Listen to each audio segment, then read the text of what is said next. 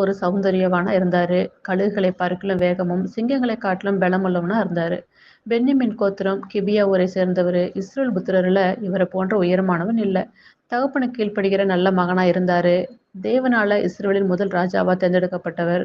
சாமுவேலினால் தைல குப்பியை கொண்டு அபிஷேகம் பண்ணப்பட்டவர். தேவனுடைய மனுஷனை கண்டால் காணிக்கை கொடுக்க வேண்டும் என்ற நல்லெண்ணம் கொண்டவர்.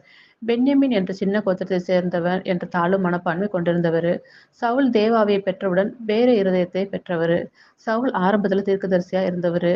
சாமுவேல் நீ ராஜாவா போகிறா என்று சொன்னபோது அந்த ரகசியத்தை சிறிய தகப்பனிடம் வெளிப்படுத்தாதவர். ரகசியத்தை காத்து கொண்டவர். முதலில் ராஜாவாக பயந்தவர். இஸ்ரவேலுக்கு சமஸ்த ஜனங்களுக்குள்ளும் சவுலுக்கு சமமானவன் இல்லைன்னு சொல்லிட்டு சாமுவேலால் புகழப்பட்டவர். யுத்த நுணுக்கங்களை நன்றாய் அறிந்திருந்தவர். எவர்கள் மீது படையெடுத்தாரோ சவுல் அவர்கள் எல்லாம் அடக்கினார்னு பார்க்கலாம். எந்த ஒரு பராக்கிரமசாலியை பார்த்தாலும் தன்னிடத்தில் எடுத்துக்கொள்ளும் மனப்பான்மை உடையவர். சாமுவேலை கூட ஒருவித பயத்திலேயே வைத்திருந்தவர். கீழ்ப்படியாதனால கர்த்தருடைய ஆவி தன்னிடத்திலிருந்து போனது அறியாதவர். சவுல் தெய்வ நம்பிக்கை அற்றவரா குழி கேட்கும் பெண்ணிடம் உதவி கேட்டவர். சாதாரண கழுதையை தேடி போனவர் ஆண்டவர் ராஜாவாக அபிஷேகம் பண்ணாருங்கிற நன்றியை மறந்து போனாரு. ஆசிரியர் செலுத்தபடி சர்வாங்க தகன பலியை சவுல் செலுத்தினது முதல் தவறு. இரண்டாவது, அமலேக்கரை முற்றிலும் சங்காரம் பண்ணணும்னு சொன்னாரு.